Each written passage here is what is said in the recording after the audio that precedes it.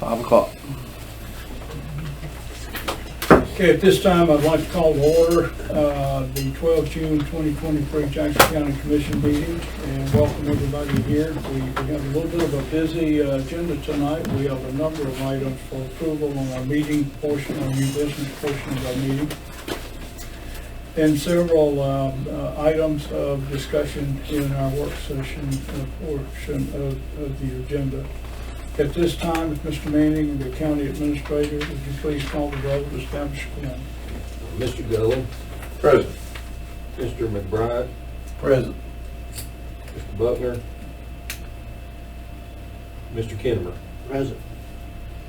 We do have a quorum. We'll say that District 3 Commissioner A.J. Buckner is out today. One of his personnel, people that work for him, is getting a major award from the state today down in South Alabama, and so he was down there to be a part of that celebration. And at this time, if I can get everyone to please rise and ask our County Attorney, Mr. Porter, to take off for the invocation, and I will read it.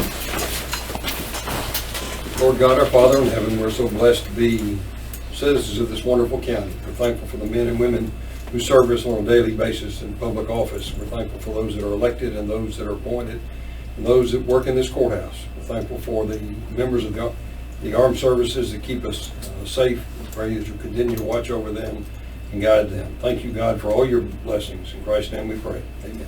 Amen. Attention, salute, pledge.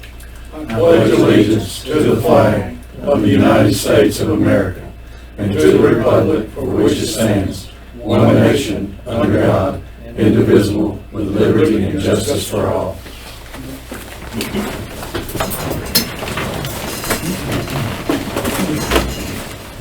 In the packet is the agenda for our 12 June meeting. We need to make one addition to the agenda as you have, and that would be in the work session portion of our agenda under Public Works, and it will be item D3, a discussion of a labor recommendation within our Public Works Department. Do I have a motion to approve the 12 June 2023 agenda with the addition and work session area Public Works, item D3, labor recommendation? I make a motion to accept the agenda as amended. We have a motion. To have a second? Second. Have a second. Any discussion? All in favor say aye. Aye. Motion carries. Thank you. Do we have any awards or recommendation or presentations today? Any public comments? If not, we'll move into the meeting portion of the agenda.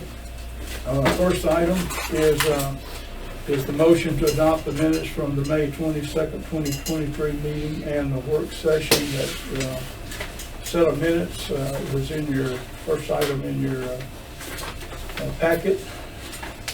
Do I have a motion to adopt the minutes from the May 22nd, 2023 meeting and the work session? I'll make that motion. Will the motion have a second? Second. Have a second? Any discussion? No discussion. All in favor say aye. Aye. Motion carries. Thank you very much. One of the areas we've worked recently is some discussions about solid waste and some items that they're looking to include. And so we have a sheet in your packet discussing that,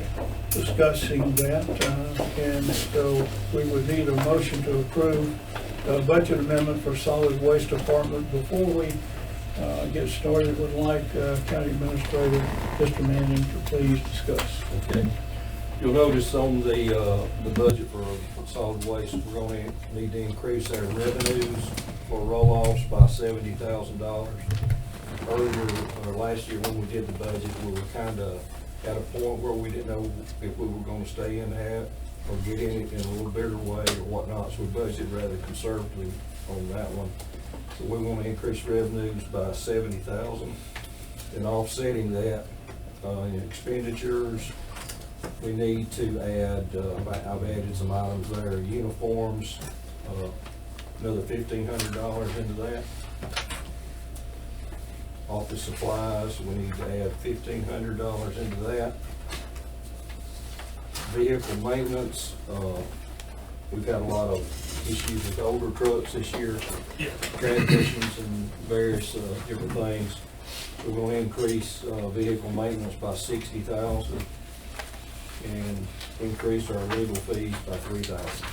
So to sum that up, will be revenues will be increased $70,000, expenditures $66,000. Net effect will be a gain of $4,000 to the solid waste budget. Okay, Mr. Skipper, any comment? No, that's it. Okay, so one of the things of note is our roll-off business has increased by about $70,000 more than we had projected for the year. So we're taking account for that with the increased revenues. Do I have a motion to approve the budget amendment for the solid waste department? I'll make that motion. We have a motion, do we have a second? We have a second, any discussion? No further discussion, all in favor say aye.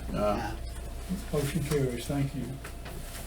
Next in your packet, you have two sheets. One is information sheet from our Alabama Department of Environmental Management, and the other is a proposed resolution. We were notified, as we discussed in our last work session, that Jackson County has been approved, and in fact, I think every county in the state has been approved from ADEM to get a $150,000 grant with some matching fund requirements for stormwater projects within the county. The first sheet that you have in there is the county stormwater project funding that's available. It specifies that this is state's allocation of ARPA funds to the counties. And as I said, each county gets $150,000. Now, there is a matching requirement here of at least 35%, and that would be approximately $81,000. And all funds have to be obligated by December the 31st, 2024, and expended no later than the 30th of June, 2026. Second sheet under that, you see the projected cost of the project that our Public Works Department is proposing. Total cost would be $222,832 with in-kind match. That would be equipment, materials, and labor of $82,832. With that, before we get to the resolution, Mr. Campbell, any comments that you would like to make regarding this? Nothing further, sir. Thank you. Okay. And so the resolution that we would pass to approve this, and this is our approval to accept the ADM grant, reads as follows.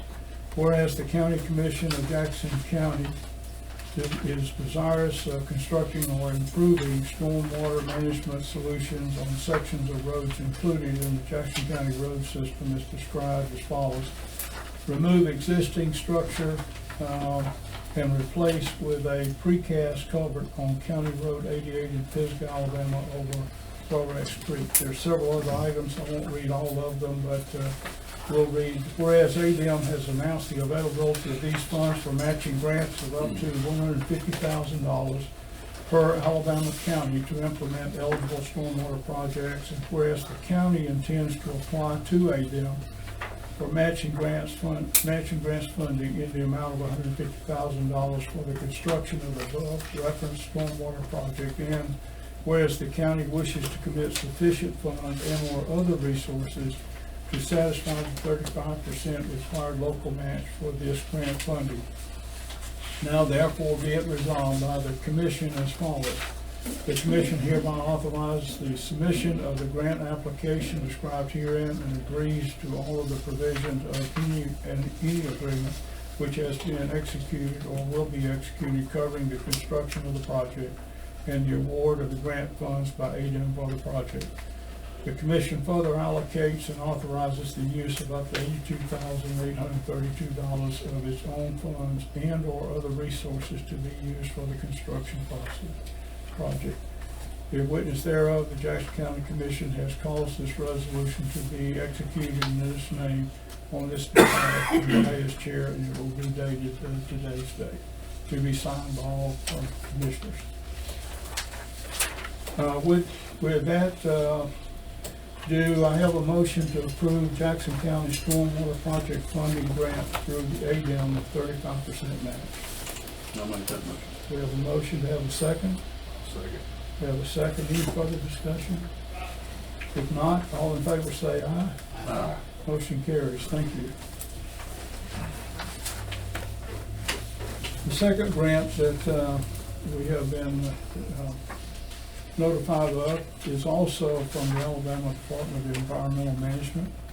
It is an interagency cooperative agreement that you have in your package. It's for remediation of solid waste along the right-of-ways within Jackson County, Alabama. ADM is offering a new county right-of-way grant program opportunity that allows for the collection of regulated solid waste along the county right-of-way. The scope of the services and interagency cooperative agreement between ADM and Jackson County Commission is under this sheet. Once executed, this agreement will remain valid from the date of execution to the 30th of September 2026. Jackson County may begin submitting requests for payment for pre-approved projects to the department within 30 days. And so the statement of work and the agreement, contractual agreement is under. Again, the grant amount is $150,000 and there are no matching requirements to this grant. Let me ask Mr. Skipper, any comment? Well, this is a good grant. I'm glad they reached out to us for it. I mentioned a few things in the department meeting. I'm going further on this. Just keep your eye out for any projects and submit them to me. That way I can go check them out.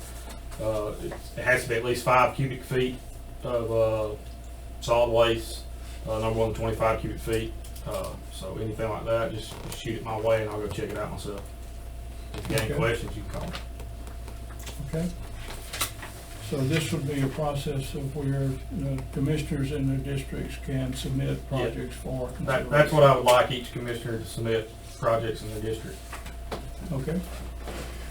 So with that, do I have a motion to approve Jackson County right-of-way project funding grant through ADM? I'll make that motion. We have a motion, have a second?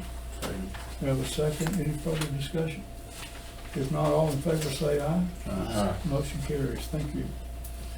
In our last meeting, we had a discussion about supporting the Stevenson Library Summer Reading Program. With that, let me turn it over to Commissioner Dolly for a comment.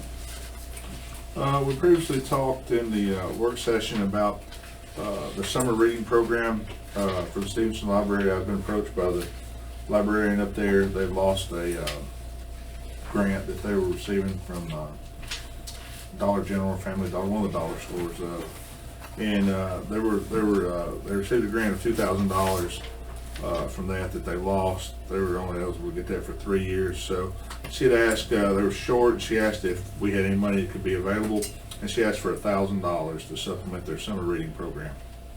So I'd like to ask for $1,000 to give to the Stevenson Library for their summer reading program. Okay, with that, do I have a motion to approve funding for Stevenson Library Summer Reading Program in the amount of $1,000? And I'll make that motion. So we have a motion. Second. Do I have a second? Any further discussion? If not, all in favor say aye. Aye. Motion carries. Thank you. We do have 2 positions that we've had hiring committees make recommendations for. The first is route supervisor within the solid waste department. And the recommendation is to fill the position of route supervisor position in the solid waste department at grade 10, step 2, and we do have a recommended individual for that. The sheet from our Director of Solid Waste, Mr. Skipper, is in your packet. Do I have a motion to approve hiring committee's recommendation for vacant route supervisor position at the solid waste department? I'll make that motion. We have a motion, a second. Second. We have a second. Any discussion? Not all in favor say aye. Aye. Motion carries. Thank you. The second hiring recommendation is from our Jackson County Council of Aging. It is a recommendation to fill the vacant transportation coordinator position at the Council of Aging. You have a letter in a recommendation from our Director of Council of Aging, Mr. Chad Coleman. It is to fill the position of the transportation coordinator at a grade 9, step 1. And the effective date of this for pay purposes will be June 19, 2023. Do I have a motion to approve hiring committee's recommendation for vacant transportation coordinator at Council of Aging? I'll make that motion. Do I have a motion, have a second? Second. Do I have a second? Any discussion? All in favor say aye. Aye. Motion carries. Thank you. Last, you don't have anything in your packet on this, but it is tradition that every year if we have during our 4th of July, either a Thursday preceding a Friday or a Tuesday after a Monday, with the Thursday or Tuesday being the 4th of July, that the commission has offered an additional holiday day to be commensurate with the 4th of July. This year, the 4th of July is on Tuesday the 4th, and so the motion here is to approve July the 3rd, 2023 as an additional holiday for our employees of Jackson County.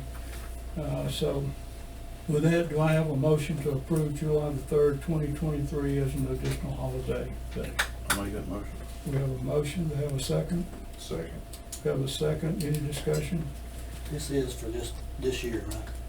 This is just this We one only year do time. it- we only do it Yearly, year to when it year. ever falls like that. No further discussion, all in favor say aye.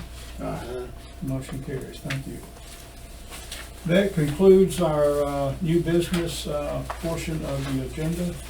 We'll now move into the work session. We do have several items for discussion. First, let me turn it over to, the first item is for Emergency Management Director, Mr. Paul Smith, and we have several items to discuss.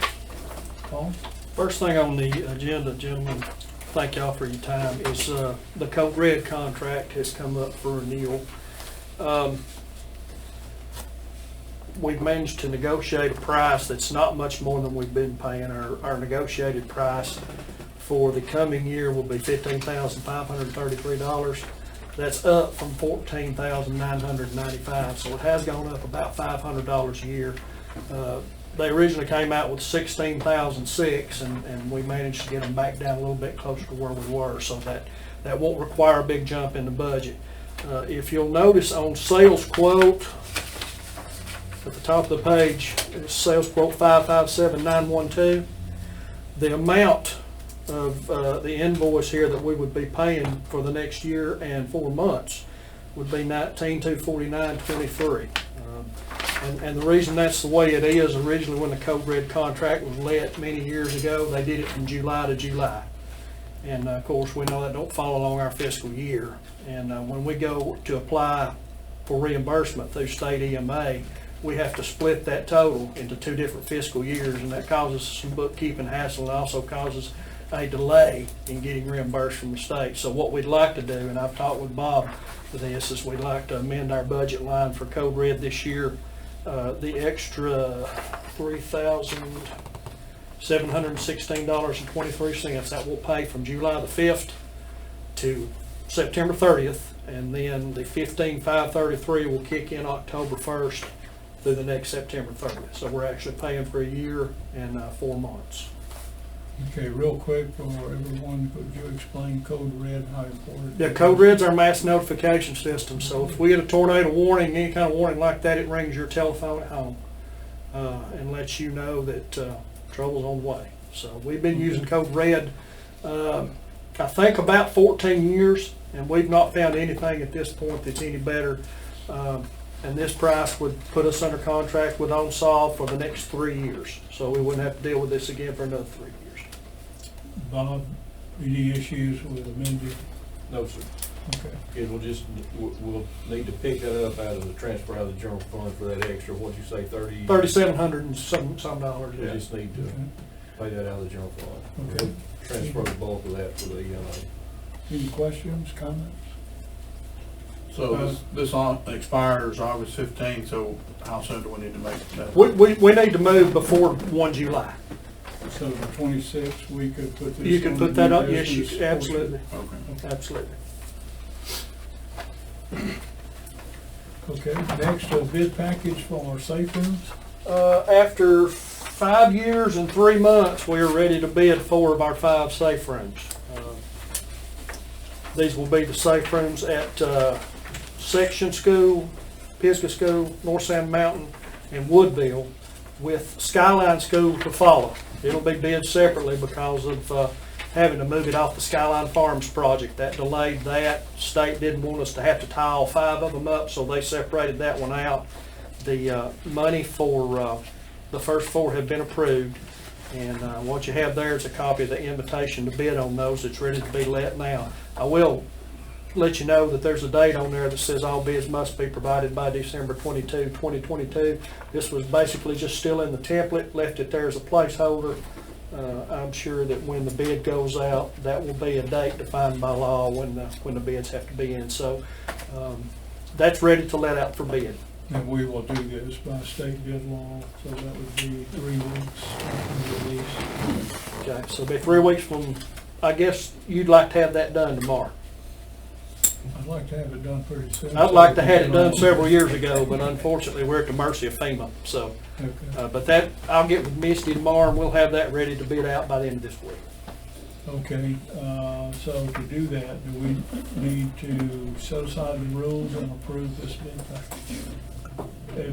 No, you'll have to approve the contract once it's. Once, so we can proceed Go with the ahead bid with the bid. package and then approve the contract? Yes, sir. Okay. All right. And Well, this will come back Yep. when we get bids. All right, thank you. Well, Let me ask if there's any comment or question from any of the commissioners. I know it's taken a long time. You can expect that to be the norm and not the exception from here on out. It's just the hoops we have to jump through with FEMA now are only getting worse. Okay. Let me lay some pictures down here for y'all to look at on this last item, since we don't have the technology to put it up on the screen. The state of Alabama is releasing $5.3 million in hazard mitigation funds. And we've talked to the commission before about the desperate need for some kind of storm shelter at Jackson County Park. I think there's a quantifiable need for that. So Stephen Padeta and I went over to Rainsville today and looked at a modular storm shelter that's at Plainview High School.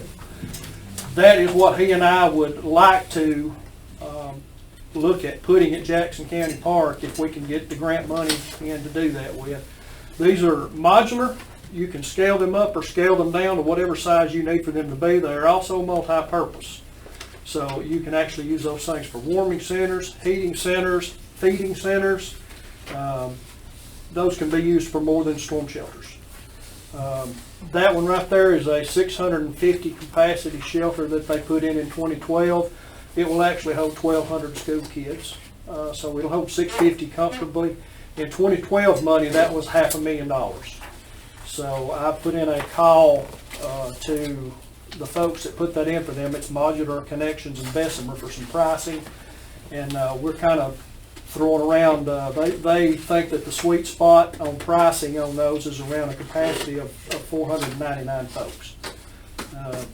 It cuts down on some of the amenities that you have to have go with it. Once you go over 500, then FEMA requires you to do some extras. But that shelter right there doesn't require a generator. It's on battery backup. It's LED technology. It is not insulated and it is not climate controlled. So we would want to go with insulated and climate controlled at the park. But we have to submit a letter of intent that we intend to apply for this funding by July the 18th. So with y'all's permission, we're going to go ahead and do that. We're going to try to get, as soon as I can get some quotes back, we're thinking between $250,000 and $1.5 million. We're going to ask the state for to go forward with that project. Okay. Any commission matching? It's a 75-25. 25%. So whatever we spend, it'll be, and that can be done in cash or in kind. So we can do site prep down there as in kind too. Okay. The proposed spot for it will be as you come in County Park, and the office, of course, is right there on the left. That big green space that's adjacent to the office, across from the playground. It's above 601. There shouldn't be any TVA problems there. And we feel like we can get the most bang for our buck there. So, in kind, so we do the dirt work and that cuts down on the 25. It cuts down on the 25. That can be a portion of it. Any way you can come up with 25% of whatever, you ask for, yeah. So this is for the whole community out in that area? Absolutely. That's why we were looking at 500. We can shelter the campground, we can shelter COA if we need to, plus the surrounding community down there. That's a public shelter. And who's in charge of keeping that open and closed, or does it stay open at all times? It can't. It can. It can stay wide open as long as the park's open. But that would be one of those deals where you would want to control access to it, and it being by the office would be great. Right. Your civic groups could meet in there if they wanted to. I know the storm shelters, they can't be left open because a kid could go in there and lock themselves in there. That's and correct. So Not this is not like only that, we have a problem with them leaving the doors wide open Right, on them. sure. Because folks are afraid they can't get in them when it storms, and it burns out the dehumidifiers and starts them rusting from the inside out. So there's a lot of problems with those tubes. Those tubes are great shelters, but they're not good for anything else. Right. And these modular shelters can be used for so much more, and you don't feel like it's just sitting there waiting on a tornado. Your money is actually being used along the way. From the pictures, you could have events in that thing, huh? You could. It was amazing. It looked like a basketball gymnasium when I walked in there. And that is a 7-section, so you can scale it up. Just depends on how much you want to spend. But that one, like I said, hold 1,200 school kids. Okay. I know, right now, I think the storm shelter for all residents in the park and in the neighboring community is the courthouse. It's the courthouse. That's So we gotta get to the courthouse to get here. It's in the basement for that, so. Could be a great addition for the safety of our citizens, so. Any question, further comment? Timeline? Well, we'll send the letter of intent in within the next couple of weeks. As soon as I get some hard numbers, I would love to tell you it's going to be 6 months, but as I told you, we've been working on these other shelters for over 5 years. Okay. So we'll just, we'll kick the ball and see who catches it. Okay. No discussion of it. Do we need approval? No, for just the wanted to letter let y'all know of that was in the works, and that's what we're looking to do. Okay. All right. Oh, thanks very much. Yes, sir. Good item. So next, let's turn to solid waste. There's several items for discussion. So I'm going to turn it over to Mr. Skipper. How y'all doing tonight? Good. Appreciate y'all letting me speak. Do you have, you got the quotes. So I got 2 quotes for camera system for Jackson County Solid Waste. It'll be, it'll cover the main office down below and then the shop up top. One quote has 9 cameras. It'll be the more expensive quote. And the other quote, the cheaper quote, is 13 cameras. Got any questions on this? Explain the difference in the, you say. So the 13 cameras. usually don't make sense this way, but this is what happened. The 13 cameras, it's actually better quality cameras, and it's a cheaper quote. So it's 8 megapixel security cameras, and then the higher quote comes with 9 cameras, and they're just 4 megapixel. Are these local companies? Yes, sir, both of them. And you recommend the 13? Yes, sir. That would be my recommendation. They did our camera system at the town hall, Skyline, and he did a good job. Storage, memory storage. Yes, sir. Can you talk to that? On the 13 cameras, it's got a 2, is it, I don't even know how you say that, gigabyte maybe, hard drive. It'll go back like, terabyte. What is it? Ross can explain. I think he said it goes back like 3 months. I mean, it goes back a good ways on that. Money well spent. Money well spent. I mean, either one will be okay, but I just think get more cameras, cheaper price and better cameras. So it's kind of a no-brainer. Okay, so put this on the new business for the next meeting. Yes, sir. Okay, and your recommendation again is the 13 camera for? Yes, sir. Okay. Any other comment? I've got one. You have 13 areas you need 13 cameras for? There? You never had so many cameras. Yeah, you. Yeah, that's why I asked. So what we're looking at is on the main office, we're gonna put one right inside where customers come in and pay. So we want that way, you know, somebody comes in and says they paid and they took the money back, we can go back and show them, hey, you didn't pay us, you stuck it back in your pocket. Then we'll have the surrounding parking lot down there, at the main office covered, and then up in the shop, it'll be the surrounding area and inside the shop. And what about signage? Have you already figured out what that's gonna cost us? When you get that taken care of? I have not, I can get with Tennessee Valley, that shouldn't be an issue. Let me offer a discussion, and I think Commissioner Bell has brought this up before the meeting about the need for cameras in other portions of our facility out there. And Yeah. I think we need to look forward. And I mentioned this too, because we share the fuel pump, and I mentioned, hey, can we branch off, and there's a possibility we could do that on these systems. You have to spend a little more money, but. I'd ask Mr. Campbell to look and see if we need to put some cameras around, so that we have good coverage of your facilities up there with your vehicles on and materials on and things like that. So just a thought for us to look at. Yeah, we talked before about that, about the fueling area, and you said you were gonna get with Ross and try to get some quotes on those. Okay. So we'll put this on the the 26th for approval. Next is surplusing some garbage truck and some pickups.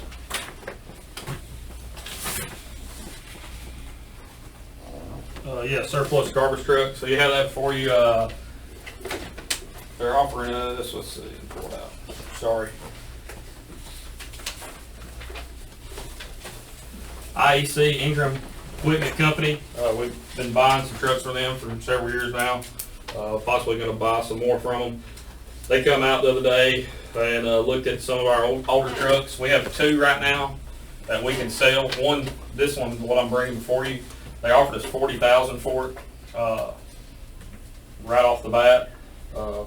I guess we'd have to do a surplus, and that's what I'm asking for, but we'd have to bid it out, is that right, John? To sell it? You probably need to solicit sealed bids. Probably, yeah. Unless there's a fixed market for it. So, we can send it to J and Wood, but we're not gonna get this much out of it, for that price, so they're really wanting the truck. So you're looking at trading this one in? Well, technically, yeah, I mean, because we're gonna spend that money on other trucks. He's not trading it to the new. But we're not truck trading it to a new provider. truck. He's selling to get ready. Okay, Yeah. that was misleading, it said trading offers, so it's Well- just the sales. They sent us that when they quoted us a front-end loader truck, so that's why I put that. Okay. So we would need to get some quotes. Yeah, Do we need to bid? You don't have to bid it as long as you have some documentation showing you're getting the best value for it. Okay. Okay, so Sure. need a couple of quotes. Couple offers, and, yeah. Okay, I can get some more offers, it okay. won't be an issue. So, to do that, you think you could have some quotes by the next meeting? Yeah, I can have it next meeting. And would it be okay to put it on the new business agenda for next meeting? Then look at the best quote? Okay. And you'll determine it to be surplus too then, if you're gonna sell it. Okay. All right, next is surplus and sale of pickup truck. Yes. By the way, this truck that you're looking at selling is a 2014 truck that we had in system and in service for that line. So the next one is pickup trucks. We're in need of some new pickup trucks. Our trucks got some miles on them and age. I've got 4 that I'm recommending selling. One's a 2006 Ford Ranger, 90,000 plus miles. Another's a 2012 Ford F-150, 170,000 plus miles. Another's a 2016 F-150, 80,000 plus miles. And the 4th one is a 2019 F-250, 80,000 plus miles. JM Wood fleet, their next sale's in September. They got one, I think, this week, but we couldn't get it in the time. They offered us a guarantee of $54,150 for those 4 trucks. Local business Harbin had them come out, and they were only interested in 3 of them. They was not interested in the Ford Ranger, but they offered us $50,500 for the other 3 trucks. J.M. Wood, like I said, that's a guarantee. I think we can probably get more out of them with that. And then I've got on here too, I don't know if y'all got that paper. Yeah, you do. So the IAC offered us $40,000, so that's that $40,000 I was just talking about for the 2014 Mack Granite garbage truck that we no longer use. I've got quotes on 2 different style pickup trucks, 2023 work truck, crew cab. Price is $43,500. You can see the MSRP is $51,300, and then a 2023 Silverado work truck, 1,500 4-wheel drive double cab. The price is $40,000. MSRP $48,000. So a couple things go back to the 2006 Ford Ranger. Would JM Wood be interested in just buying the one if we went with a Harbin bid? Yeah, but if I would just put it out on Facebook, you know, do like sealed bids before I sent one to JM Wood. Okay. That would be my I'm recommendation. just looking at us buying a truck for 43 and it being paid at 51. I don't see how you go wrong there. You drive it a couple years and resell it. Certainly. I'm just saying we can buy these and resell them and Absolutely. Every one of these trucks that I'm offering to sell, none of them has warranty. That Ranger, we just sunk a cool package, I think what he said was. We're sinking money in these old trucks.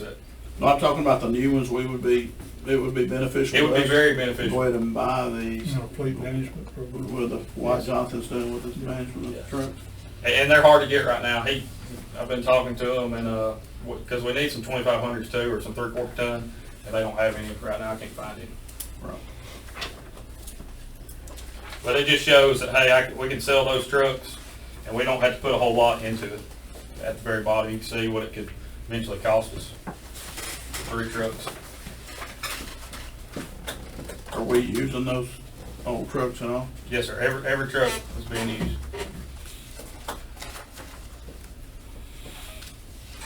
So timing of this? So on the J.M. Wood, you know, they guarantee us that price, but the sale's not till September. Harbin, I think they're ready, you know, that as soon as we can sell them. But like I said, my recommendation on that Ranger would be just take sealed bids, post on our Facebook page, and for 2 weeks or so, and then we probably get just as much, if not more, that way than we would taking it to Montgomery and selling it. So your recommendation, make sure I understand, is Harbin for 50 or sealed bid for all of them? No, my recommendation would be J.M. Wood. I was just saying, if we went the Harbin route, if y'all wanted to go that route, would be sell that Ranger on Facebook. But yeah, my recommendation is sell through J.M. Wood. All 4? Sir, all 4, yes, All sir. 4. I like dealing locally, you know. And then we're looking at waiting till September if you go with Jan Wood, but I mean, that's your decision to make. I just, I think truly we can make more money with them. Okay. Is that $54,150 with their fees and already coming out? Yeah, I've got that right here. So if it brings more, you're gonna make more, Yes, sir. but that's the lowest you'll make. Yeah, that's the lowest we'll make. Okay, that makes sense. Just guarantee. Okay.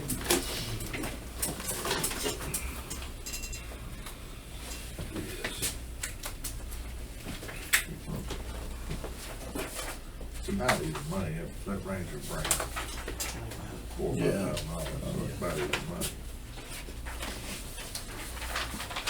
That just kind of a breakdown, mileage and everything. I'm a local guy. Hey, I'm fine with either one. My main thing is, we need to sell these old trucks and get new ones When are you needing to get these two new ones? tomorrow. But I know that ain't, but right now I've got an enforcement officer driving a 2006 Ford Ranger, pulling up somebody's house, asking them to pay $800 garbage bill.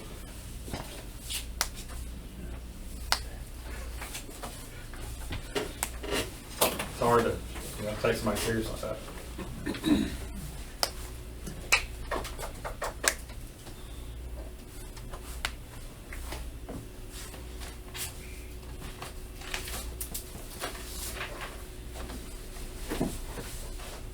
Well, right now, you don't have the money to buy the new ones. If you bought the new ones, you would have to buy them. What? Go ahead. Well, we do have the money now, because we're only buying one garbage truck. It should be here in August. And then the other two garbage trucks are coming in December. So we'll have these other trucks sold by then, even if we went the September route. So we have cash on hand to cover it. Okay, Bob, comment? Same. Yes, sir, we would have enough money to buy those trucks now. Like you said, of the three trucks, one of them's not gonna be here till at least August. Yes. And with our cash balance right now, we're real strong. So, and if you did go with the September sale, it would, all that money would, as I understand, they're guaranteed. That would go back into the cash balance once Yes, once sir. they were Right. sold. Yes. And as I understand, correct me if I'm wrong, this guarantee for 54,150 is a minimum. That's a minimum. Those trucks may That- bring more than that, like. If they sold for $30,000, they're still gonna write us a check for 54. Is that the same for the Harbin? No, it's just take your money and go. Yeah, that's taking money. And leave the one truck too. So Yeah. Harbin's gonna write a check now for 50,500 and take the trucks now. Three of them. Three of them, and leave him with one, leave him with Rangers, so. Sold. Or J.M. Wood's gonna wait till September and guarantee 54,150 and possibly more. For all four of them.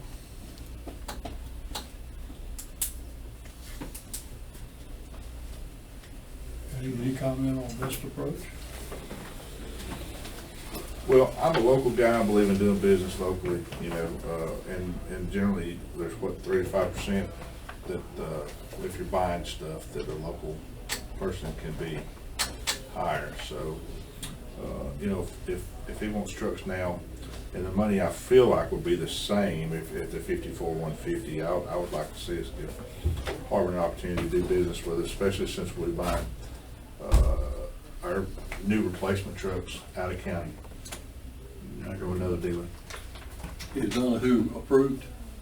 Sir? Are the Donahue, So the Donahue, we'll have to still do a bid process through Donahue because there's no trucks right now on the state bid. So they're gonna sell us the trucks for the state bid price.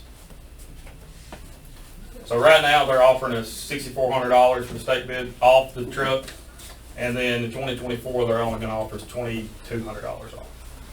Any idea, make sure I understand. They don't have the trucks now. They do. They do have the trucks. They do have the trucks now. Okay. So I talked to them this morning. Okay. Comment, best approach? I agree we need to go local. With Harbin. That's just my opinion. Well, I mean, usually we'll leave that up to the Sure. the person that's over that department, but Sure. I'm No kind of problem. that opinion myself on the local, but I trust what, you know. I look at, less money we're taking out of our customer's pocket, because that's what we're doing. This is a business, they're paying for a service. So, if we get more out of JM Wood, that's less money we gotta take out. You know what I'm saying? And how I see about local is, hey, local people can buy it at JM Wood. So, but, again, my main objective is, get new trucks. Most of our other activity with this is through JM Woods, if I'm right. Let me ask Jonathan, when we do surplus, we surplus through JM Woods? Typically, we have stayed with J.M. Wood. It's been a practice of the past. One reason we follow that is because they also sell surplus equipment from the state. So we have looked at different auction options and done different auction options, but they're basically a consultant to us that comes at a lower rate of commission than the others, as well as a consultant throughout the year. And I speak more on large pieces of equipment, large trucks. They stay abreast of the changes, what markets that are out there. Their markets are not only in-state, but they're international. So there's folks literally bidding from all around the world on the pieces there, and they do a robust advertisement and solicitation. So for heavy equipment and trucks, that outlet really works, and so that's kind of what's led into our other auction items. And we use them for your pickup trucks. Yes, sir. We actually have some that are coming up in the sale next week. I mean, if you can get 4,000 out of the 06, it's a wash. I mean, I'm just saying, it's about the same money there. Surely you can get $4,000 out of 06, can't you? You wanna buy it? I don't need a truck. I mean, I'm sure there's I'll put somebody it on you. that would. So, would it be feasible to go back to Hartman and say, here's what we've been offered? Or are you able to match that? I mean, I've talked to them and, you know, They're aware. yeah, I've talked to them and told them, hey, what's the best you can do? You know, they know that I've went other places. I'll just leave it up to the department head for his best method. Okay. Okay. We don't need a motion of approval. You ought to do it. Yeah, if you're gonna sell it, the commission has to approve the sale. That's right. The department head can't sell county property. I'm sorry. Be nice. You don't have that authority. Okay. So, Is that something we do today? Do we need to do this today, I would like to. given that you have trucks available, right? Yes, sir, because I don't know how long that's. Okay, so we're surplusing all 4 trucks. Yes, sir. Okay, so we need a motion. Set aside the rules first, right? Yes, you're right. We need to set aside the rules to approve public sanitation department's sale of 4 trucks. I make a motion we set aside the rules. Okay, we have a second? Second. We have a second. All in favor, say aye. Aye. Motion carries. So, we need a motion to surplus 4 department sanitation trucks and sell through auction through J.M. Woods. So fully encompassing of what we're trying to do here. If that's the motion, yeah. Huh? If that's the motion, yes. Do I have a motion? I'd make that We motion. have a motion, we have a second. I'll second. We have a second. Any discussion, further discussion? All in favor say aye. Motion carries. Thank you. All right, so now we're going to purchase. And given the timing on that, and you have the funds, Yes, sir. uh, So we'll have to bid it, for this. Can you get me out down, is that 2 weeks? So Yeah, 3-week advertisement for right. with specifications for Correct. soliciting Yep. sealed proposals. Right.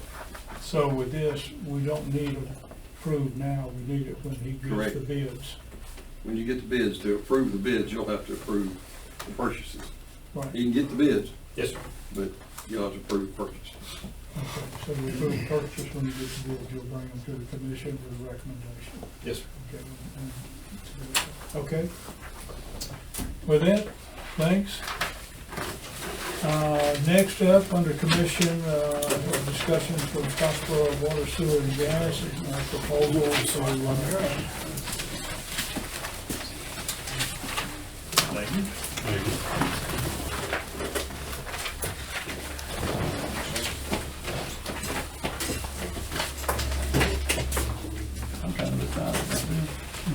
I would be. Mr. Chairman, Commissioners, I want to kind of back up in time with you for just a second. If y'all are, I know one commissioner is very familiar with this problem that we had. It's kind of a joint effort, but during the extreme cold weather of this past Christmas, we had approximately 600 people out of water in Jackson County. Most of them in Jackson County Water and in the commissioner's area down there, and some up at Cumberland Mountain, about 100 up there. We went from producing about 4 million gallons of water a day to producing 8 million gallons of water a day. And it was putting extreme pressure on our system to produce that kind of water. And with that kind of pressure comes all kinds of problems.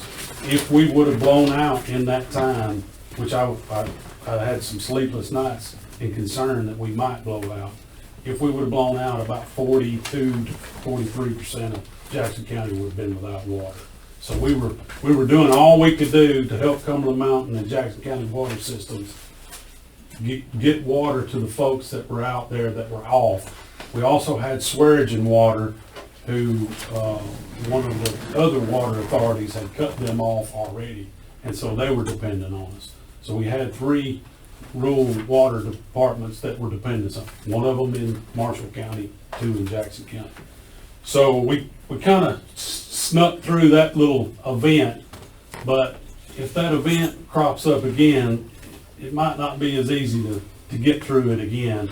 And so with that, we already, luck of the draw, we already had a model that we were running for our whole system to see what our strengths and weaknesses were in our system. And one of the weaknesses that came back was the line that feeds Jackson County and Cumberland Mountain water. The pipe, just to give you an example, the pipe is 12 inches round. Well, most of the time we can keep that pipe full based on their current demand. But as y'all know, both areas, Skyline and Paint Rock Valley, are both growing, and so the demand is creeping up more and more. So when you add a Christmas Day demand on top of that, it really puts tax on the system. We currently have a tank down at Larkinsville that we can't keep full because of the current demand that Jackson County and Cumberland Mountain put on us. So when you add these Christmas demands on it, it makes it extremely difficult.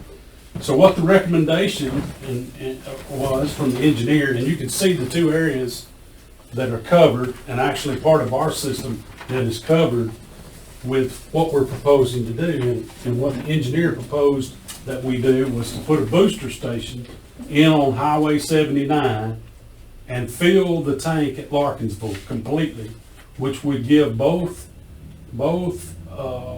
water districts more water capability going to them. Part of the reason Jackson County lost water is because Cumberland Mountain has 2 meters. They turned both meters on because their demand was so high. Well, that started robbing from Jackson County, and so there was not enough water to go around for both of them to have as high a demand as they had. Now, the demand was caused by leaks. I mean, I'm talking about residential leaks, all kinds of leaks. Everybody had leaks. All those pipes froze and bust, and that just caused that extreme demand. So the engineer did a cost estimate for us of $2.1 million for the booster station and about 6,000 feet of 16-inch water main that needs to go behind the booster station to give the friction loss for the booster station.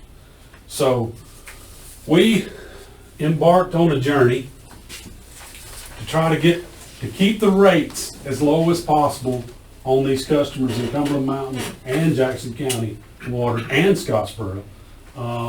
We embarked on a journey to find grant money, to find collaboration and cooperation between the districts and even the city.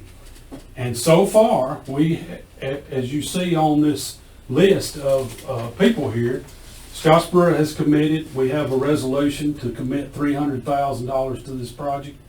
Jackson County Water has a resolution that was signed last week committing $300,000 to this project. Cumberland Mountain is doing a sort of a trade with High Top because High Top was the most affected of it. And High Top could get a CDBG grant with no matching funds, okay? So they're willing to trade their CDBG grant, and Cumberland Mountain is going to put some fire, some areas that don't have fire protection in their town as a kind of a trade-off for them to be able to get their funds up to the level where they need to be. So it actually worked. I met with the mayor today at High Top. Their council is voting on this tonight. He thinks that it will pass, so we're going to be able to use High Top CDBG grant to do this as part of the contribution. As you can see, that comes up to $1.3 million in match if I can get the county commission to commit to $300,000 in this project as well. So Jackson County Water and Scottsboro will also get a match from ARC grant. So we will get $500,000, Jackson County Water will get $500,000 from a match grant. So that will give $1 million. So you'll get 1.3 if the commission commits to 300,000, 1.3 from local funds, all of the people I just named, and then an ARC matching grant of $1 million, which will give us $2.3 million. I'm sure Mr. Gully will tell you that all contracting right now always comes in a little more expensive than what you thought it was going to be.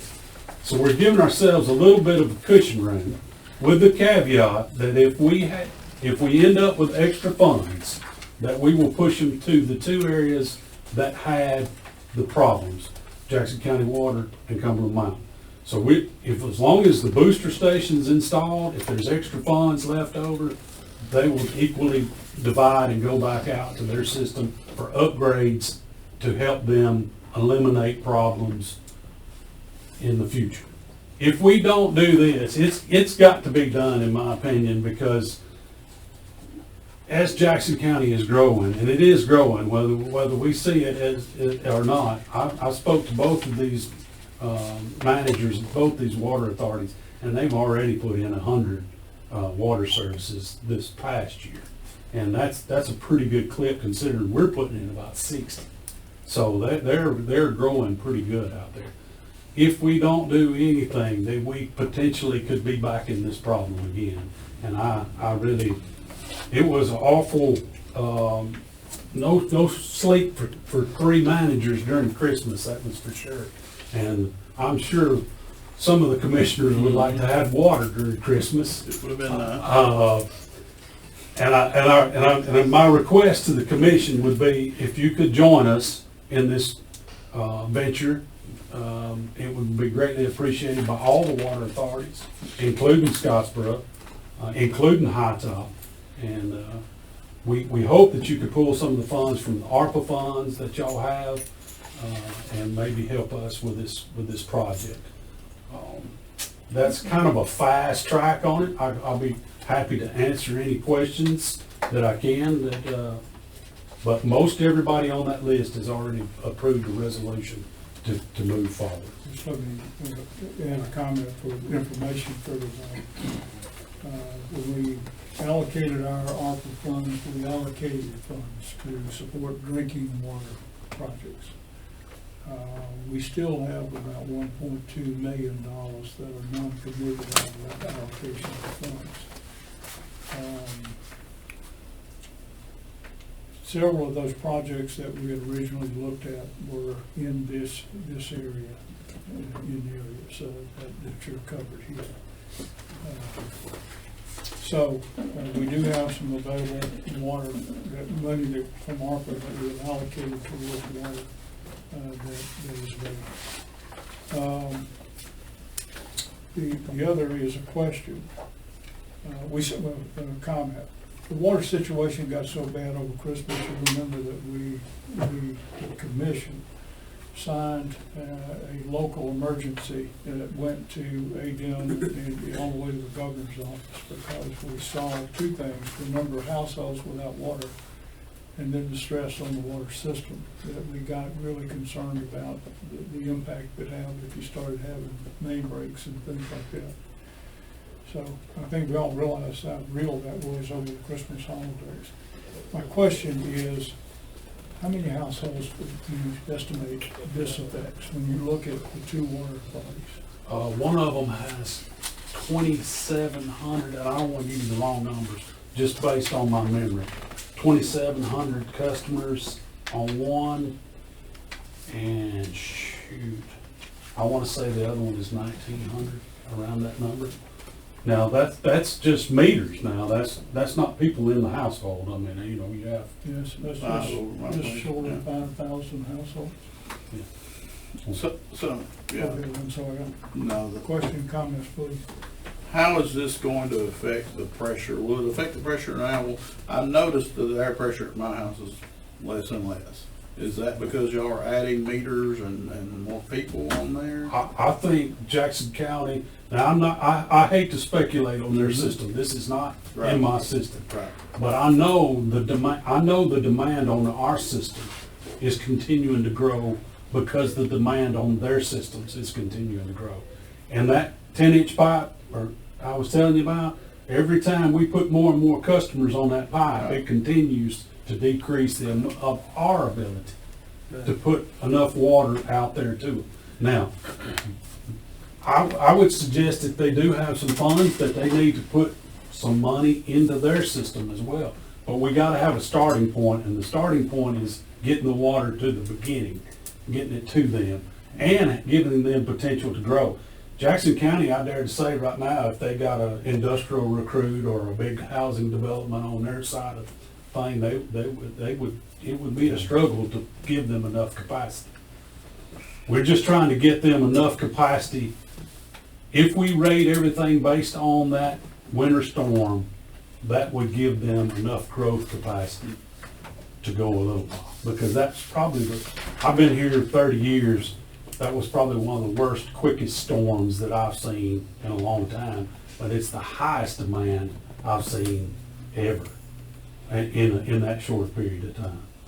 So it was a pretty high, like I said, we produce 4 million gallons a day and we generally cover. But we had to produce 8 million gallons a day for 3 to 4 days just to cover everybody's demand. And this too would increase the ability for fire protection, because like now, if they're having struggles keeping their system filled, you put a major fire on there. They would have, that was one of my concerns during this whole storm event, is that there would be a fire. And they would not have the capability of getting the water to them. You know, that's, we gotta start from the beginning and start trying to push the water on out there to them. But this, to me, this is one of those kind of things that really needs to be done, so that part of the county can continue and have water for the current use. So this helps improve the resiliency of the system as well as the reliability of the system to do this? Well, let me say this, and I'm not saying this to toot our horn, I'm saying during this same storm, all of our tanks were full, okay? And the only weaknesses that we had were that way and down on Marshall County. So this is the point that will start pushing us toward that direction of getting what we need for the future. I say that they probably need to do something down the road, maybe more than likely. Yes, sir. Okay. Any other questions, comments? Jim, I just want to say, appreciate the cooperation work you're doing with the other water authorities in the county, and you work with them on providing them the water and services that they need. You guys at Scottsboro do a fantastic job. So I just want to say I appreciate the work that you do. Well, let me say this, every one of these guys has stepped up and been a good partner. We do sell them water, but it's more than that for our relationship. We want to be a good partner through the county. And again, if you look at the front page there, that's a pretty good showing of some good guys that have done a good job. They worried about it. I talked to them probably 100 times over those 3 or 4 days. And I want to make sure that we try to do the best we can do for the people of Jackson County. And I appreciate your comments. If we put this on a new business agenda for the next meeting, is that timely enough for you? Yes, because here's the commitment, I'm glad you brought that up. So, for the ARC money, for us to get the ARC money, we pretty much need commitments, and that's what I've told everybody so far, is I need to apply for the ARC money before the end of June. So if you could get it on the, I think you're gonna have another. 26. Yeah, so as long as I could get it before then, so I can apply for the ARC money, that'll be all I need. It's just to make sure that we can meet, because if we can't, then we have to restructure the whole thing to get the matching funds to do it. What we have to do, given we're using ARPA funds to do this, we'll just have to get a resolution together for the use of the ARPA funds, put that before the commission, and we will work that with Destin Alabama County's group between now and then, but I'm sure we can be in a position to do that. So I would offer, I think, the 26th, we would be available to approve the resolution for that. And I'll get all the paperwork drawn up so that we'll be ready when y'all get ready, and then we can step on through our process. I think our grant writer, Terry, said that we just need a letter or maybe a copy of that resolution so that we have the match. We would want to do a resolution, which we got execution of our proposals. That's the process. So we'll do that. Now, here's the whole other caveat. This is us requesting funds, okay? This is not us receiving funds. We may have to go ask, and I may have to ask a commissioner or a commission chair to go with me to ask for these funds, considering it's a pretty large project. So, I mean, that may be something we need to do if y'all are okay with helping us on this I project. don't think any of us would be willing to go help serve the county. Especially somebody that didn't get a bath during that. 5 days of that. Okay, so we will put it on the new business, and we'll get all the paperwork together between now and then to do that, and bring it to the commission for a vote on the 26th. I really appreciate it. Thank you. Thank you, sir. Next on the agenda is Public Works. We'd just like, if I could, as quick an update as possible on where we are with the engineering analysis on 93 and 38. We have the reports. They're rather extensive. I told Mr. Campbell I started trying to read those this afternoon. It's going to take me several days since I read slower than I talk, which means I read very slow. Jonathan, if you would please, quick update on, I know you've got the analysis that you've been looking at. Yeah, I'll move closer if that's okay. Thank you, Chairman and Commissioners. So I just pulled out some meat and potatoes, and I'll just walk through quickly 38 and 93. And we can go as far into this as you would like, or as brief, but I just planned a brief overview. So just starting kind of in general on where we're at in the process. We have received the geotechnical information on both of those. We went through some phone calls and conference calls about the data, as well as met in person and had additional engineers, geotechnical engineers,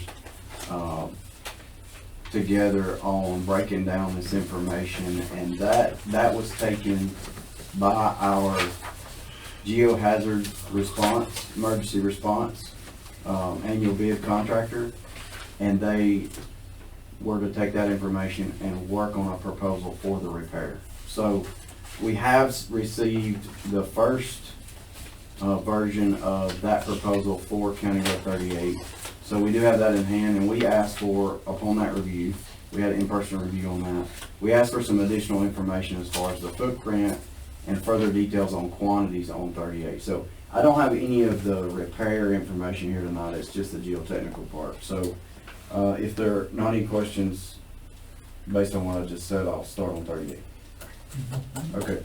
Just looking generally at an overview on a lot of these side repairs, just geographically, topography, you can tell that 38, the road is placed right in a mountain gap. So it's probably the largest cut in the face of that bluff, along that line. So it was easier for the mule to walk off in that spot.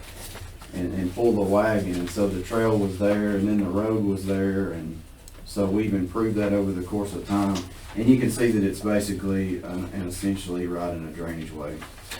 So the next sheet is from the geotechnical report, which hopefully in your inbox you will have both of those for $38.93. And as the chairman mentioned, I apologize, but they are probably near 100 pages each. So this is just a depiction of the damage area, and we're upslope in the lower part of the photo and downslope in the upper. So just note the station in there is somewhat backwards as it is increasing station from lower slope to upper. This is just kind of a reminder photo of the head scarp, and this is the upper failure. And you can see we're actually upslope facing down, and you'll notice the switchback in the lower road in the right hand part of the photo.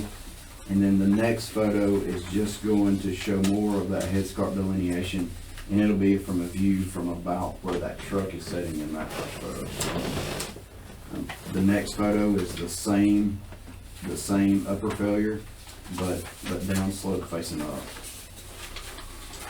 The following photo is the lower failure, and you can actually see where the pavement changes. There's a joint there, obvious joint and a dip, and the pavement coloration changes, and that's from previous repair. This spot has perpetually moved and been a failure over time. Just kind of generally, when we look at slope failures in general, and they don't all fit in this category, but the remaining two that we have out of the four from the 19 storms will most likely be in this category, and that is just the deep failure, deep circular slope failures. So if you picture in this diagram, if you picture the existing ground surface as our roadway, and then the slope as the fill that was created, and most likely in general all the mountainside slopes were cut fill scenarios to where, you know, the side of the mountain was cut into, and then alluvial material or even organic to some degree was placed as the fill and widening for the road. Then it's a mass action and reaction on that material staying in place. So this diagram does not show any stratification of the different soil types as you increase in depth, but somewhere along the way there is an interface for when the stimulus is present, it cannot hold any longer. So we'll get more into that when we look at borings and different soil stratification, but there's an interface in that to where there's a massive soil and the resistive forces are not there, the friction is not great enough to hold back that mass. So the driving force is actually the feel of that raw material after it's been cut and placed, and what that fill material is setting against loses enough friction to hold that mass in place. So at that time it turns loose and we end up with what we have. So then there is great concern about the depth of the slide and where that failure plane that you see depicted exists. And we can obviously, from observation and reconnaissance, view the roadway linear feet disturbance, but the ultimate question is to what depth does this failure exist and how deep does it go? And what topsoils are in there and how is that playing out as far as the interface? So that's just general information. Before we get specifically into 38 data, I want to just kind of talk a little more background on test board and some of the results you're going to see.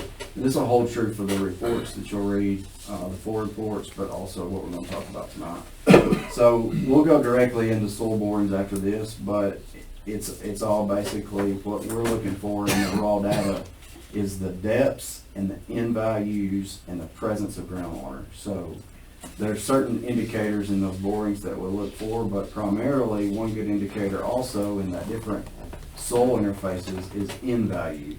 N value is a standard value given to different types of soils, and that's based on a standard penetration test. So as a split spoon sample is advanced through the soil layers, then the effort that it takes to penetrate those different layers are assessed with a value. So This is just a graphical display and information on what you'll see when you see those blow counts, and to give you some information on sands and gravels and clays and silts. So sands and gravels being the coarse grained soils that would lead to partially weathered rock or substantial material, and then the fine grained soils being clays and silts. So those N values that you see there, as the N values increase, the soil either is more dense or it's of thicker consistency. So it goes on to explain the standard penetration test. I'm not going to torture you anymore about that. And the RQD. RQD is simply just rock quality designation. So typically with rock cores, we'll have photos and there'll be some designation given to that rock on the density of the rock and how solid it is, essentially. So, okay, having said that, now moving on to 38. I just pulled out an example bore. Within 38, there were about 11 bores, if you count 7A and 7B. So I'm not going to delve into the data from each particular bore, but I'll just kind of walk through one of the bores, and that's 7, the one I pulled out, and should be in your information. So the blow count information, you'll see a column designated for that. So combining that with the material description as we progress up. And so this bore is essentially at ground level working down, and that data is represented here. So as we move down, you'll notice fairly low blow count material, and then there is a N30, which is a significant blow count, but then right below that hard layer, we're back into a blow count of 3, and the description is a sandy silt.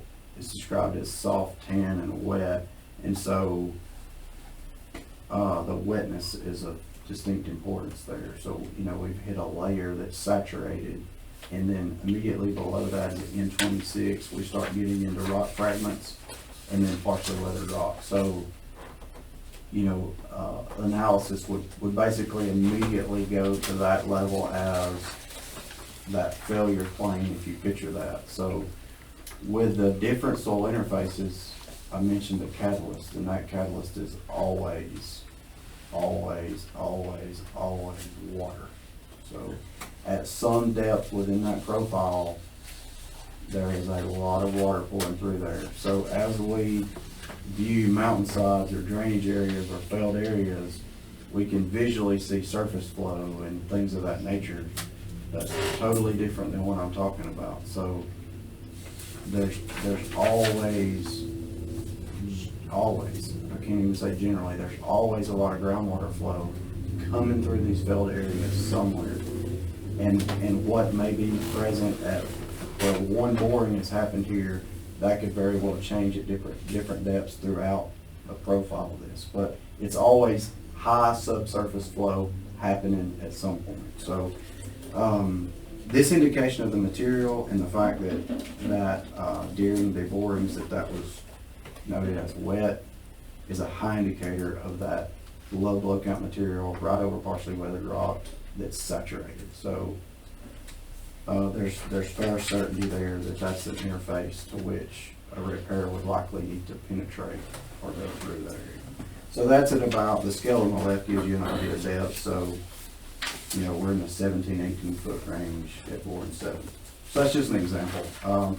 The next photo is a layout similar to the ones previous, except it holds all of the borings. So again, the lower part of the page is upslope and the upper part is downslope. So the boring log as well as the station works downslope to up, if that makes sense. And you really need about 4 sheets laid in front of you, and this is the way I have to do it to really understand kind of what's happening. But you can see where I've written notes based on the boring logs, and this is from, you know, our discussions and looking at things and analyzing. And essentially what you're looking for is that very wet indicator and then the partially weathered rock. So once we get into something substantial with higher blow count or partially weathered rock, fragmented rock, solid rock is even great if it's shallow, but that's usually not the case. So that level of of depth with a repair is what we want to look to make sure we're satisfying as far as penetrating through that failure plane, if you picture that circular plane.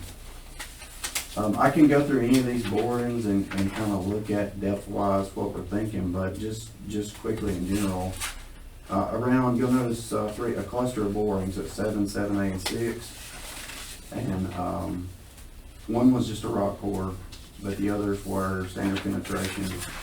And you got 18 foot down on 7A, and then you start hitting some 50 blow count material, 23 feet.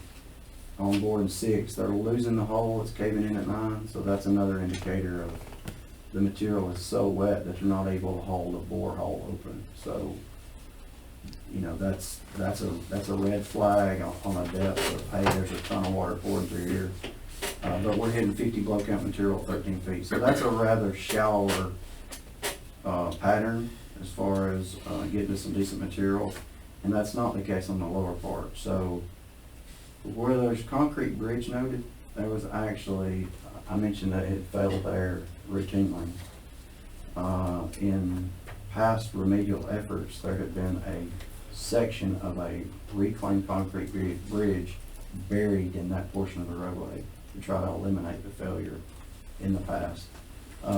It's actually, if you picture the mass versus the counter-reactive forces, it actually works against that theory because it adds more weight to the top. So it could actually contribute to a failure, but it's right in the failure zone, and that boring 4 was impeded by that concrete bridge. So unfortunately, we're left to rely on boring 2 and 3's data to where we're a lot deeper scenario than the upper slope I just mentioned. We're 25 feet very wet. We don't hit 50 blow count material till 27. And then it's a little better on boring 2. Still moisture is noted at 20. And low blow count material all the way down to 17. So that's a deeper profile to where there's moisture present, low blow count material. So you could expect a larger depth repair in that section. If I could, Yes, sir. when I read the summary of the code, what it says, what I read there is you're gonna have to do a lot of soil replacement at various depths to be able to get better soil composition for stability, and you're gonna have to have a lot of drainage. And I presume that is throughout this area of the gap. Yes, sir. So if you kind of picture that model of the failure in the circular part, there are a couple, well, there are a lot of options, I guess, but as it relates to our annual bid, and typically the way we've done these other repairs, once we go beyond a certain depth of repair, then careful analysis is required on remove and replace versus stabilizing in place. So one of the options offered up in mediation recommendations in the report was some remove and replace, improving the material, adding geotechnical layers, and then possibly either spoiling that material and hauling new. They didn't go into stabilizing in place, and they mentioned shallow depths and some of that. So as we look at the depths we're talking about, stabilizing in place from an economic standpoint becomes much more attractive than trying to remove a giant mass of material and then haul back in. So rock buttress to that point. Rock buttress is an option for slide repair. It's typically reserved for shallower repairs to where the economics works out in removal, and it's typically always replaced with just straight stone. Okay. For not only the instant compaction material, but the free drainage that it creates as well. Okay, so a little bit more on 38 to just show you. One of the other forms of data that were requested in this were mass study, and that's multi-channel analysis of surface waves. And so that the next graph just shows the path of what was performed by the geotechnical group, and this is referred to as geophysics. So the other is more of a technical removal of the soil, and this is physics as far as essentially like an ultrasound of the ground. But the purposes of this is to show anomalies that could exist under the surface, to whereas our information is limited with borings to just the locations that borings are done, but this is to help quantify a profile. So much like we know there's water present and we know there's a lot of water pouring through, we know because of the carbonate geography that exists here, that there could also be anomalies, holes, solution piping, things going on to where it's not just a consistent bed of partially weathered rock or bedrock down there. So the purpose of MassW is to help with those and to also guide the drilling. So whenever these anomalies show in this, if this is done prior to the drilling, then drilling can also go in and confirm some of those readings that are seen and help answer questions or fill in gaps in what's being seen that shows here. So this is fairly consistent, these results, with what the drilling shows. And 6 and 7 was one of the examples I pulled. So I guess probably the quickest and cleanest way to guide you on reading this is the weathered rock or stiff soil. So when you start looking at that interface between overburden and stiff soil, that's going to be an interface to where there's potential for slippage or sliding or the large failure. So whatever repair method we consider, we want to be particularly attentive to that depth. So that is the transition from blue to green. So, you know, as you look through the reports, I would just encourage you to kind of think along those depths. And then when you see something like that depiction that's near boring 8, that can be a rock outcropping, shallow rock, or it can also be water, or it can also be a void.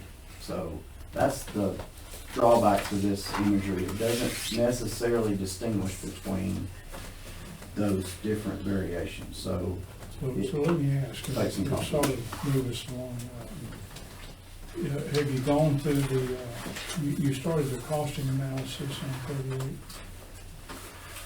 38? Yes, as far as soliciting our annual bid folks to look at the proposal. So yes, we do have a proposal that we requested more information on. Okay. You want to give us an idea of what that was? Yeah, so it's about 2.4 right now. 2.4? I don't look for their price to change because those prices are set when we awarded it. Right. But the good news about annual bid is it's line item and it's unit basis. So whatever we usually pay for, and then also in that's just the stabilization components of the upper and the lower. There would still be excavation, other materials required, obviously traffic control, ancillary items like guardrail, other things that would come after the repair that would still be with us. However, the excavation work, the hauling, the clearing, grubbing, all the things that we would have to do for this repair would be reimbursable at that same rate that we would expect the others. So it's essentially like we would receive some in return through in-kind, if that makes sense. Okay. Less our match. So let's do a quick summary of 93. I think some of it's trying to get over to So viewing. it's essentially the same, except I didn't put the general information about the slide background in there. You can see this first photo is the upper. There's a failure area upslope of that and downslope, but that was the largest section. And you can see the head start continuing. This is the lower switchback to where the failure is, and I'll just point out the head scarp. It's near the edge of pavement, right in the hairpin. So that actually cascaded further and took most of that drive and then most of the road. And that's just a photo of that lower slide on the last part. And then I'm all the way to the graph showing the failure areas. There are actually 4 with that particular part. And then I've given you my notes. So as you go through your report, if you want to look at my scribbles here on what I've denoted some importance in what we saw in the reporting data. Comparative complexity, year of mine, 93 to 38. It's a lot larger. To me, it looks particularly deeper, particularly on the lower part. The upper is tricky. I'm curious to see what their proposal is on the repair as far as length of nails and things like that. But Okay. it's definitely more disturbance, so I would brace for a higher price setting. Okay. That's about as, So we don't have any budget numbers with the county for 93 yet, that's just 38. Okay. Well, I appreciate that, appreciate you getting that. I think that helps all of us understand it, and we do get questions about what's the extent of it. Very quick, again, I'm gonna ask you, 119 Bridge, I know we were out there the other day, you gotta do some footing work we're looking at within the next week and a half, so getting out there and getting started with that. But I will say to folks, when you undertook this, our idea was, let's do this bridge right. Let's not do another quick patch and then a year we're redoing this. yes, sir. And so you're looking at really leveling the bridge, doing the concrete, the footers, stabilize those. So, Yes, sir. anything else of what we need to be doing there?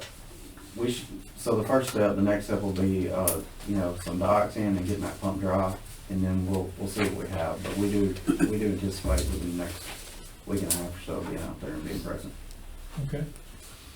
And appreciate the work bit. And again, I think this is the time we have an opportunity to really fix that bridge, not to patch it. I'll use that term, it's a bad term probably, that's just a terminology. Okay, I know next on, we added your approach to a laborer position. Yes, sir. Hopefully in your inbox you found some details revolving this, and some of the description on the circumstances around this may be best held in a different forum, just to the fact that some of the reasons are medical and personal. I would like to highlight one of the main conditions on this, and that is the fact of the whole intent of this is to keep a good employee that has done a great job. So this is an employee that you chose to extend probation for 6 months, and we're certainly appreciative of that. And unfortunately, that extension is coming to an end and coming to an end soon. So we've asked for your consideration in an organizational chart modification to essentially take that HMT1 position and allow it to be a laborer. It's not unique to our department. There is a laborer position that exists now. So it would be essentially a trade for an HMT1 to a laborer. But I don't know that that's not a good thing going forward, despite if this works out, long-term or not. We run into situations to where, for one reason or another, folks have trouble with CDL applications. So, with your approval and consideration of this, we would be able to keep good health, and we're real appreciative of the job that this employee does, and we would love to see that employment continue. His term runs out the 27th, so we could bring this to the commission on the 26th with the org chart changes and with the recommendation for a voluntary demotion Yes, to a labor position. Okay. So this changes his salary? There's a reduction in pay. Yeah, to the grade reduction. Grade 4 to grade 2. Okay. And could be on the road crews, it's just not going to be able to be a CDL driver. Yes, sir. Okay. With that, that's the end of our work session. So reports from the staff, county administrator, Nothing, sir. Thank you. county engineer, Nothing further. county attorney. I have nothing, thank you, sir. Okay. Comments from the commission. Commissioner McBride, District 4. Just, thank you, John, for all the work and putting all that together for us. Keep Rocky and his family in your prayers. That's all I have. District 2, Commissioner Cameron. District 1, Commissioner Gully. I just echo to keep our sheriff and his family in the prayers for the loss of his loved one. Absolutely agree with that. My comments, one thing I will note is we did get approval of our EDA grant. This is from federal EDA. is a grant for a county plan. Total grant value is $187,500, with our share of that being $37,500.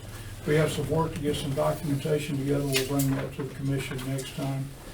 And last note I will make is, due to the extensive work to get the budget out and the number of extra days that they put in early, our local law did not have, after the last fourth posting, to meet the timeline of 5 days required to get approval for the local law.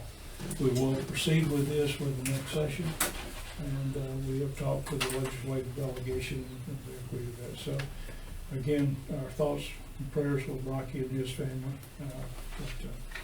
With that, our next meeting date is the 26th of June 2023 at 5 o'clock. Hopefully we'll have our meeting room back by then. So with that, do I have a motion to adjourn the meeting? Make a motion. Have a motion, have a second? Second. Have a second, all in favor say aye. Motion carries. Thanks for all the work everybody did. Really appreciate it.